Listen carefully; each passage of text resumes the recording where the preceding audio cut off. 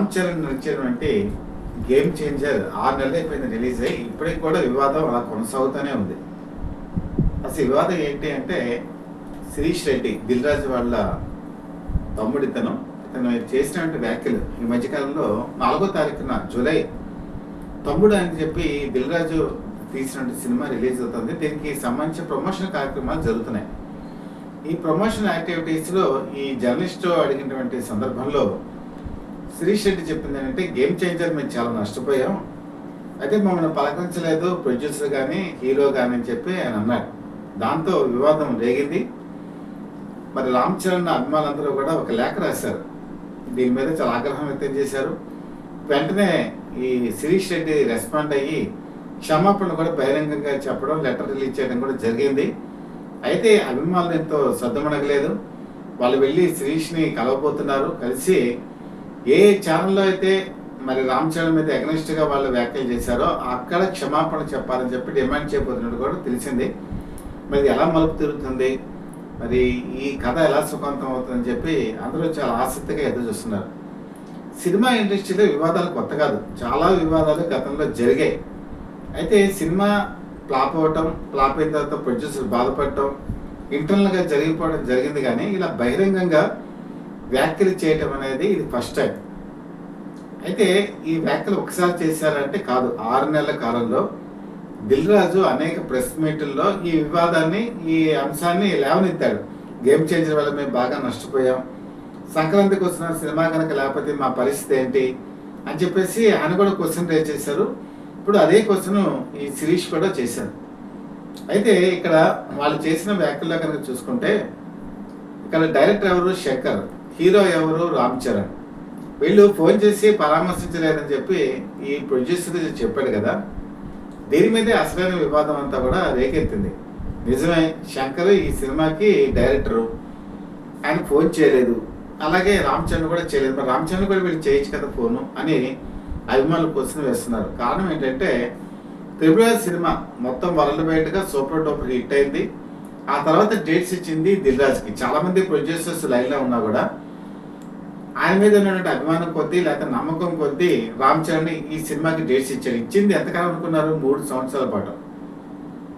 3 సంవత్సరాల పాటు సినిమా తీయటం అనేది మీరు ఒకసారి ఆలోచించండి. ఒక సినిమా మినిమం నాకు తెలిసినంత స్క్రీన్ ప్లే మీద కూడా నాకు కొంత అవగాహన ఉంది కాబట్టి 90 సీన్స్ కనుకుంటే ఒక సినిమా తీసేయచ్చు. ఒక్కొక్కసారి 120 సీన్స్ వెళ్ళిన సినిమాలు కూడా ఉంటాయి. బేసిక్గా మీకు ఒక డేలో కనుక ఒక డైరెక్టర్ సినిమా పూర్తిగా అవగాహన ఉన్నటువంటి వ్యక్తి 3 నుంచి 5 సీన్లు ఖచ్చితంగా తీయచ్చు. అంటే మీకు ఒక సినిమా కంప్లీట్ అవ్వడానికి మినిమం 3 monthsలో సినిమా అయిపోతుంది. మ్యాక్సిమం మీకు రోజుకి 1-2 సీన్లు కనుక తీస్తూ పోతే ఒక 6 నెలల టైం.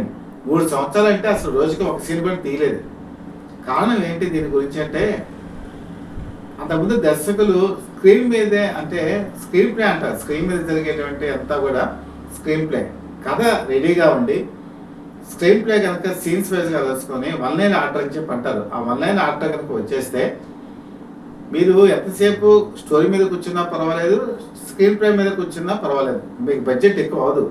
కానీ ఒక్కసారి షూటింగ్ ప్రారంభం అవుతే మీరు వెంటనే సీన్స్ కనుక తీసుకెళ్ళిపోతే నేను చెప్పినట్టు 3 monthsలో సినిమా అయిపోతుంది. 3 years ఎందుకు పడుతుంది అసలు? అంత గొప్పగా తీసేటువంటి సబ్జెక్ట్ ఏముంటుంది? పోనీ మీరు చూసారు కదా గేమ్ చేంజర్, అదేనా ఆకాశం నుంచి ఊడిపోయినటువంటి సబ్జెక్టా? కాదు కదా. మామూలుగా ఉండే న్యాచురల్గా ఉండే ఇన్సిడెంట్స్తో తీసినటువంటి సినిమా. ఒక పొలిటికల్ సిస్టము, ఒక ఎలక్షన్ కమిషనరు, ఒక ఐఏఎస్ ఆఫీసరు, ఒక ఐపీఎస్ ఆఫీసరు, ఇదే కదా స్టోరీ. దీనికి అంత హెలికాప్టర్లు పెట్టేసి అంత పెద్దగా బడ్జెట్ రిచ్గా తీసేటువంటి సీన్స్ ఏముంటాయి? మీకు ఇంకోటి ఏంటంటే, దర్శకుడు శంకర్ ఇప్పుడు అవుట్డేటెడ్. కాటగడ్డ ప్రసాద్ అని చెప్పి ఒక ప్రొడ్యూసర్ ఉన్నారు. ఆయన చాలామంది నిర్మాతలకి గతంలో హెచ్చరించారు, మీరు కనుక శంకర్ జోలికి వెళ్తే మాడి మసి అయిపోతారు, మీరు బడ్జెట్లు పెంచుతాడు అతను అని చెప్పి ఆయన పలు విధాలుగా హెచ్చరించారు కూడా. నిజమే, మీరు చూడండి, ఒకప్పుడు శంకర్ వేరు. శంకర్ ఆ రోజు తీసిన సినిమాలన్నీ కూడా మంచి hit, super duper hit. Robo 2 నుంచి చూడండి, రోబో 2 ఏమైంది? ఫెయిల్యూర్ అయింది కదా. భారతీయుడు 2 ఏమైంది? ఫెయిల్యూర్ అయింది కదా. అంటే తన ఆలోచన విధానం నేటి వ్యవస్థకి తగ్గట్టుగా మారలేదు. ఎంతసేపు ప్రొడ్యూసర్ ఎక్కువ బడ్జెట్ పెట్టించేసి ఆ బడ్జెట్ బాగా ఉంది, ఇంత బాగా మేము ఖర్చు పెట్టామని చెప్పేసి అంటే అది మీకు ఫిల్మ్‌లో ఆ రిచ్‌నెస్ కనిపిస్తేనే ప్రేక్షకుడు యాక్సెప్ట్ చేస్తాడు. కథ బాగుండాలి, కథనం బాగుండాలి. ఆ తర్వాత హీరో ఇమేజ్ అనేది వస్తుంది. ఇక్కడ బేసికల్‌గా ఈ వ్యవస్థలోనే లోపం ఏంటంటే, కథ లేకుండా సినిమాలోకి దిగటం. కథ లేకుండా ఒక డేట్స్ దొరికాయని చెప్పేసి ఒక పెద్ద డైరెక్టర్ తీసుకోవడం. పెద్ద డైరెక్టర్‌కి దొరికింది కదా అని చెప్పేసి ఒక పెద్ద హీరో డేట్స్ తీసుకోవడం.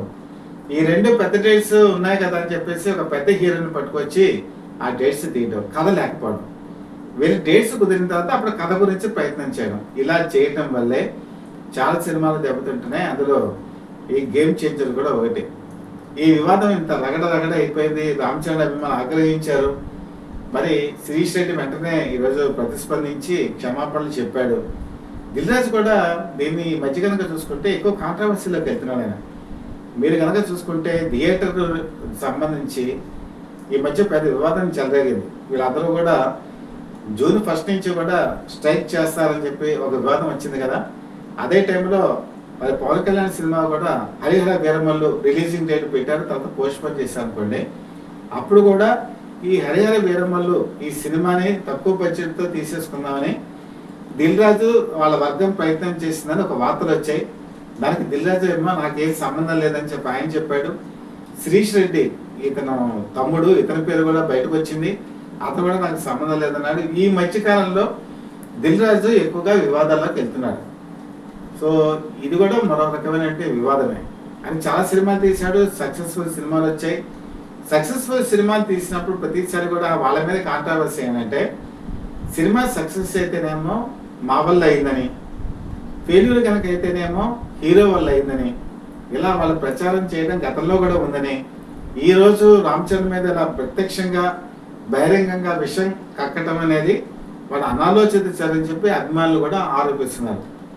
ఇది దిల్ రాజు కూడా ఒకసారి ఆలోచించుకుంటే మంచిది. ఎందుకంటే ఒక సినిమా ఫ్లాప్ అయిపోయింది. ఫ్లాప్ అవ్వడానికి ప్రొడ్యూసర్ కారణం, డైరెక్టర్ కారణం. కాకపోతే ఇక్కడ రామ్ చరణ్ కోఆపరేట్ చేశాడు. 3 సంవత్సరాల పాటు డేట్స్ ఇచ్చాడు ఆయన.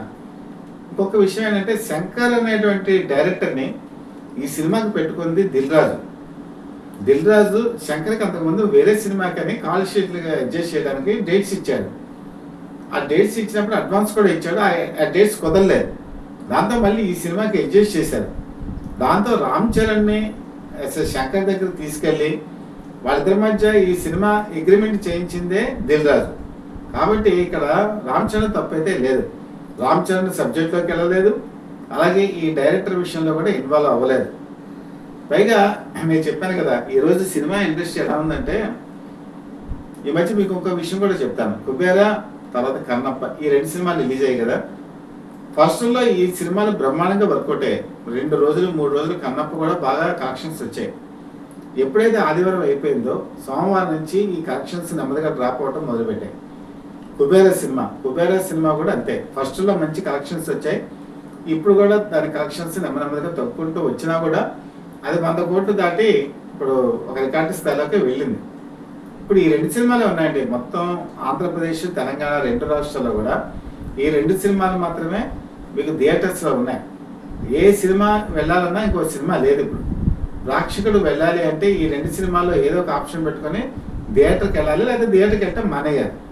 మరి వీళ్ళ సినిమా కలెక్షన్స్ ఎందుకు డ్రాప్ అయ్యాయి? 5 రోజులు పెట్టి కనుక చూసుకుంటే కన్నప్ప 6వ రోజు రిలీజ్ అయ్యి మరి ఇప్పటికే కూడా కన్నప్ప రికార్డు స్థాయి దాటలేదు. ఇది మొత్తం ఆల్ టైమ్ రికార్డు సృష్టిస్తుందని, అలాగే చలనచిత్ర పరిశ్రమలో మరొక సంచలనం అని చెప్పేసి ఈ మంచు విష్ణు చెప్పడం జరిగింది. ఎందుకంటే హోప్స్ ఉంటాయి కదా, ప్రొడ్యూసర్ కదా, హీరో కూడా కదా, ఎక్స్పెక్టేషన్స్ ఉంటాయి. కానీ ఆ ఎక్స్పెక్టేషన్స్ తగ్గట్టుగా సినిమాలు ఆడుతున్నాయి అంటే ఆడట్లేదు. కారణం ఏంటని చెప్పేసి ఈరోజు ప్రొడ్యూసర్స్ ఆలోచించాలి, డైరెక్టర్స్ ఆలోచించాలి, హీరోస్ కూడా ఆలోచించాలి. కారణం ఏంటంటే పూర్తిగా కొత్తదనం లేకపోవడం చాలా సినిమాలు. ఒక సినిమాని నేను చెప్పడం లేదు. తర్వాత థియేటర్ని ప్రేక్షకుల దగ్గరికి చేర్చడంలో అటు ప్రొడ్యూసర్ విఫలమవుతున్నాడు, సినిమా ఇండస్ట్రీ కూడా విఫలమవుతుంది. కారణం ఏంటంటే దీనికి చాలా కారణాలు ఉన్నాయి. మీకు ముఖ్యంగా చూసుకునేటప్పటికీ ఆన్లైన్ పైరసీ. ఈ ఆన్లైన్ పైరసీ ఎప్పుడైతే వచ్చేసిందో, ఒకప్పుడు మీకు సీడీలు ఉన్నప్పుడు, వీడియో క్యాసెట్ ఉండేటప్పుడు థియేటర్లో మీరు ఏం చేసేవాళ్ళంటే రికార్డ్ చేసి అది సినిమాలోకి ఈ వీడియో దాంట్లో కన్వర్షన్ చేసి సీడీల రూపంలో, DVD రూపంలో తీసుకొచ్చేవారు. అప్పుడు మీకు ఏమనిపించేదంటే థియేటర్‌లో మీకు ఏదైనా సరే సినిమా చూస్తున్నప్పుడు కోలాహలం, అభిమానుల కేరింతలు, తర్వాత బెలూన్స్ గాల్లోకి ఎగరటం ఇవి స్పష్టంగా కనిపించేవి. ఇప్పుడు ఆన్‌లైన్ పైరసీ వచ్చేటప్పటికి ఇందులో చాలా ఉన్నాయండి వెబ్‌సైట్స్. తమిళ్ రాక్స్ అని, మూవీ రూల్స్ అని ఇలాగ రకరకాల పేరుతో వెబ్‌సైట్లు ఉన్నాయి. ఇందులోంచి సినిమా చూడటం చట్టరీత్యా నేరం. ఇందులో డౌన్‌లోడ్ కూడా చేసుకోకూడదు. కానీ చాలామంది ఏం చేస్తున్నారంటే ఈరోజు మీకు మొబైల్స్‌లో జీబీ ఎక్కువగా ఉంది. అందులోకి తీసుకెళ్ళిపోయి ఆ మొబైల్‌లో సినిమా చూసేస్తున్నారు. తర్వాత ప్రతి చోట ప్రతి ఇంట్లో దాదాపుగా ఇప్పుడు ఇంటర్నెట్ ఉంది. హై స్పీడ్‌తో ఉంది. ముఖ్యంగా ఈ సాఫ్ట్‌వేర్ ఎంప్లాయీస్ ఎప్పుడైతే పెరిగారో ప్రతి ఇంటికి ఒక సాఫ్ట్‌వేర్ ఎంప్లాయీ ఉంటున్నాడు. ఖచ్చితంగా మీకు అన్లిమిటెడ్ దాంతో ఇంటర్నెట్ పెట్టుకుంటున్నారు. హై స్పీడ్‌తో ఉంటుంది. దీంతో ఏం చేస్తున్నారంటే ఈ ల్యాప్‌టాప్‌ల్లోకి వాటిలోకి డౌన్‌లోడ్ చేసుకుంటున్నారు. తర్వాత కొన్ని ఈ ఆన్‌లైన్‌లోకి వచ్చేటువంటి ఈ క్వాలిటీ కూడా చాలా బ్రహ్మాండంగా ఉంటుంది.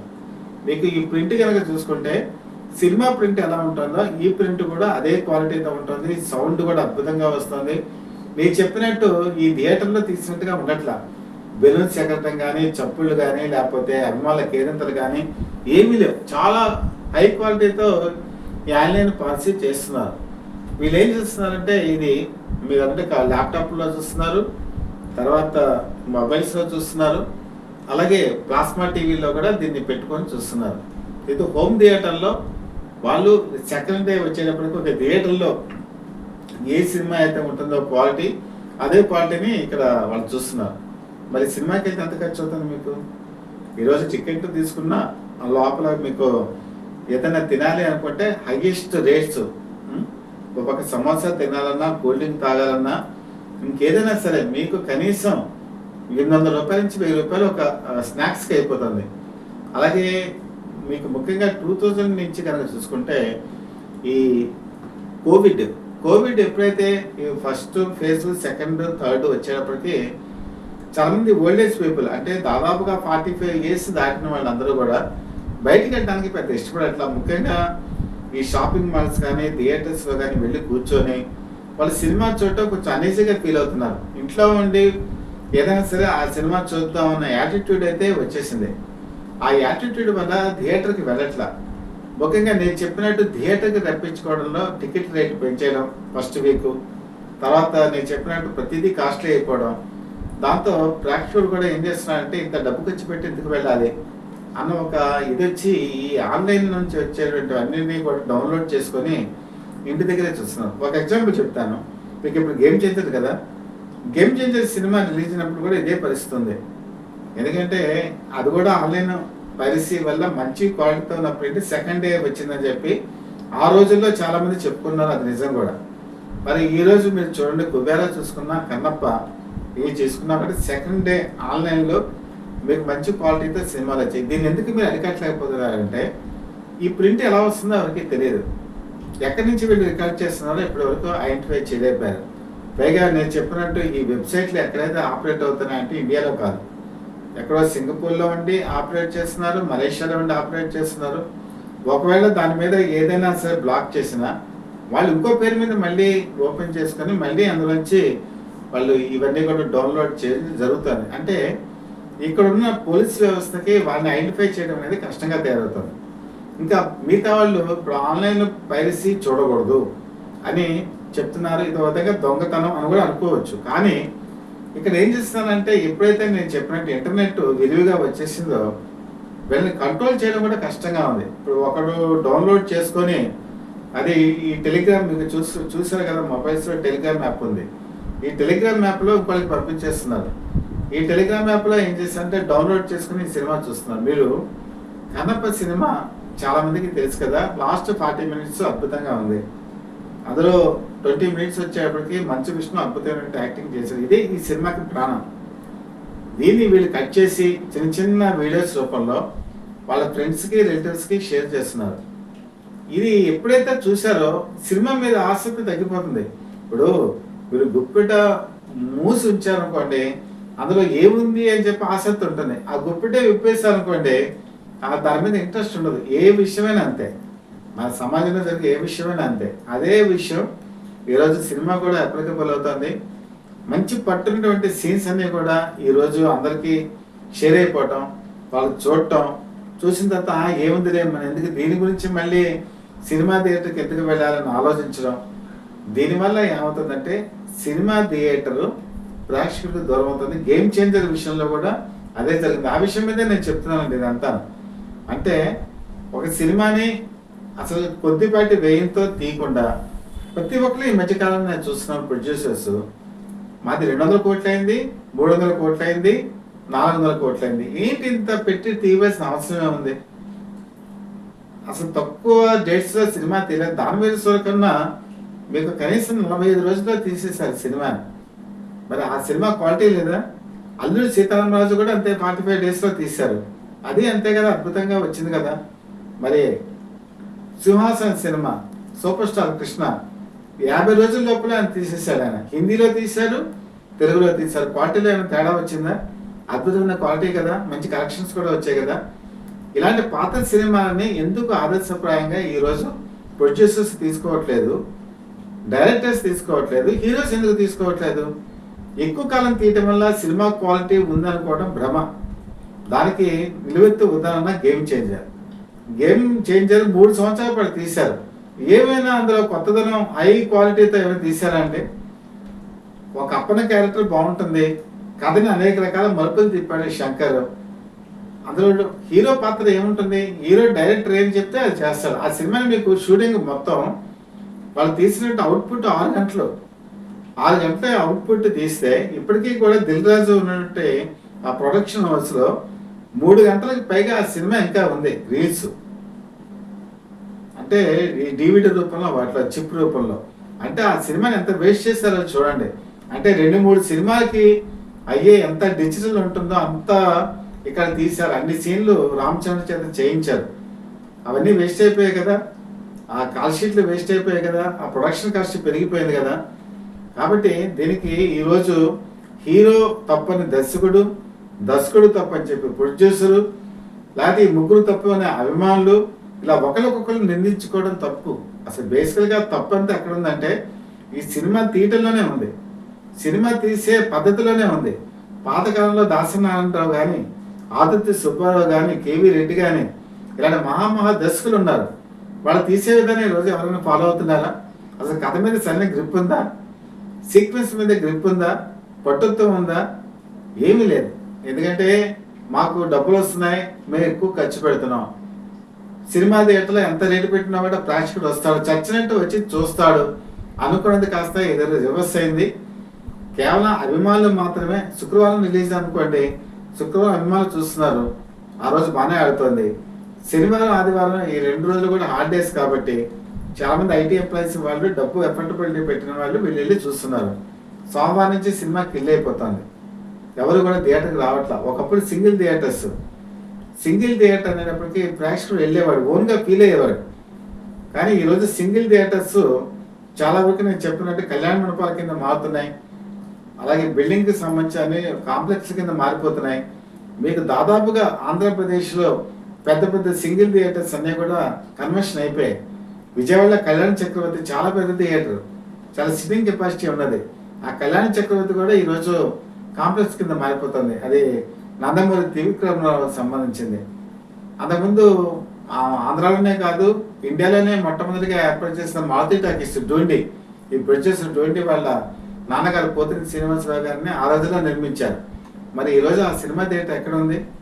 ఆ సినిమా థియేటర్ కూడా లేదు ఇప్పుడు. మీరు చూడండి, పెద్ద పెద్ద సినిమా థియేటర్స్ ఆ రోజుల్లో వెలుగుందనివి ఈరోజు ఎక్కడ కూడా లేవు, అంతర్ధానం అయిపోయాయి. ఎందుకంటే వాళ్ళకి ప్రాఫిటబిలిటీ లేదు. ఎందుకంటే సింగిల్ థియేటర్స్కి వచ్చే ప్రేక్షకులు లేరు కాబట్టి ఖచ్చితంగా ఈరోజు మీరు ఎక్కడికి వెళ్తున్నారు? మల్టిపుల్ కాంప్లెక్సెస్లో ఉన్న సినిమా థియేటర్స్కి వెళ్తున్నారు. అక్కడికి వెళ్ళేటప్పటికి ఏమవుతుంది? వాళ్ళు విపరీతమైన రేట్లు ఈరోజు వేస్తున్నారు. ఒక కూల్ డ్రింక్ తాగాలంటే 250 రూపాయలు ఎక్కడ ఉంది? సమంజసమైన చెప్పండి.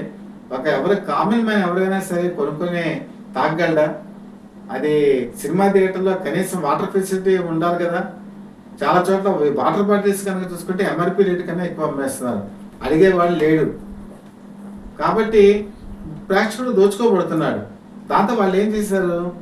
ఈరోజు ఇంట్లో ఉండి కూర్చొని థియేటర్కి వెళ్ళటం మానేశారు. ఇప్పుడు ఒకళ్ళొకళ్ళు నిందించుకుని ఎవరు ప్రయోజనం?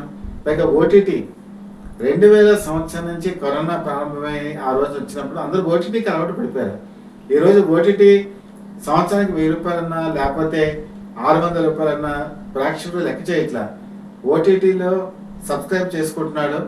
ఆ సబ్స్క్రైబ్ చేసుకొని హోమ్ థియేటర్లో ఇంట్లో పెట్టుకొని పకోడీలు, జీడిపప్పు ఇలాంటివన్నీ వేయించుకొని శుభ్రంగా ఈరోజు ఏ సినిమా అయినా సరే 4-3 వారాల్లో ఓటీటీలోకి వచ్చేస్తుంది. హై క్వాలిటీతో ఉంటుంది. ఈరోజు పెద్ద పెద్ద ప్లాస్మా టీవీలు అన్నీ కూడా ప్రేక్షకుల దగ్గర ఉన్నాయి. అందుకని ఇంట్లో కూర్చొని సినిమా చూస్తున్నాడు. గేమ్ చేంజర్ విషయంలో కూడా అదే జరిగింది. అలాగే కొన్ని సినిమాలు ఏమవుతాయి, థియేటర్లో ఫెయిల్ అవుతాయి, ఓటీటీలో సక్సెస్ అవుతున్నాయి. మీకు కలేజీ సినిమా చూడండి, మహేష్ బాబు సినిమా మొట్టమొదటి రిలీజ్ అయినప్పుడు థియేటర్స్లో ఫెయిల్యూర్, కానీ తర్వాత టీవీ ఛానల్స్లోకి వచ్చేప్పటికి కలేజీ సినిమాని ఆదరించారు, ఓటీటీ ప్లాట్ఫామ్లో కూడా ఆదరించారు. అలాగే చాలా సినిమాలు థియేటర్లో ఫెయిల్ అయిపోయినవి మీకు ఓటీటీలో సక్సెస్ అవుతున్నాయి. కారణం ఏంటంటే ప్రేక్షకుడు థియేటర్కి వెళ్ళకపోవడంతో. ఈవెన్ గేమ్ చేంజర్ కూడా నాకు దృష్టిలో అయితే ఓటీటీలో సక్సెస్ అయింది. చాలామంది ఓటీటీలో చూశారు ఆ సినిమా, కానీ థియేటర్కి వెళ్ళటంలో వెళ్ళలేకపోయారు. ఒకటి నేను చెప్పినట్టు కథ సరిగా లేకపోవటం, డైరెక్టర్ సరిగా తీయలేకపోవటం 2 కారణాలు అయితే, నేను చెప్పినటువంటి హై కాస్ట్తో సినిమా అనేది ప్రేక్షకుడికి దూరం అయిపోయింది. వినోదం అనేది ప్రేక్షకుడికి అందరినీ మామూలుగా అయిపోయింది. ఒక చంద్రుడి పైన ఉన్నప్పుడు చందమామ రావే జాబిలి రావే అన్నట్టు పాట పాడినట్టు ఈరోజు ఏ సినిమా కూడా ఆ సినిమా ఆడుతుందా లేదని ప్రొడ్యూసర్కి దడపట్టుకుంటుంది. ఫస్ట్ రోజున వాళ్ళ బాణసంచి కాలుస్తున్నారే కానీ వాళ్ళ మొహాల్లో ఎక్కడ కూడా సంతోషం లేదు.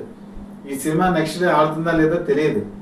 మరి సినీ ఆదివారంలో ఆడినంత మాత్రాన మరి సోమవారం ఆడుతుందా లేనటువంటి భయం ఈరోజు ప్రొడ్యూసర్ని వెంటాడుతుంది. తనకి విజయోత్సవ సభలు పెడుతున్నారు. ఎప్పుడు పెడుతున్నారు? ఒకప్పుడు ఇది సినిమా రిలీజ్ అయ్యి ఒక 20 రోజులు అయిపోతే అప్పుడు విజయోత్సవ సభ అప్పట్లో పెట్టేవాడు. ఇప్పుడు ఏంటంటే రిలీజ్ అయిన నెక్స్ట్ డే విజయోత్సవ సభ పెడుతున్నారు. అందులో హీరోలు మాట్లాడుతున్నారు, డైరెక్టర్లు మాట్లాడుతున్నారు, ప్రొడ్యూసర్స్ మాట్లాడుతున్నారు.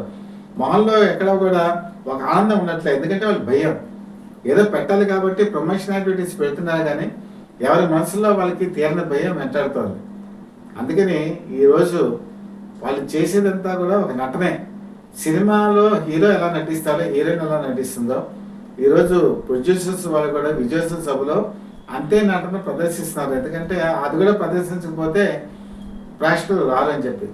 కాబట్టి ఈ గేమ్ చేంజర్ విషయంలో ఈ అనవసరపు రందంతా అనవసరం. నేను చెప్పిన కారణాలన్నీ కూడా ఈరోజు దానికి అప్లికబుల్ కాబట్టే ఆ రోజు సినిమా ఆ విధంగా ఫెయిల్యూర్ అయిపోయింది. రామ్ చరణ్ కూడా తన కష్టాన్ని ఒక విధంగా బురదపాలు చేసుకున్నాడు అని చెప్పి అనుకోవాలి.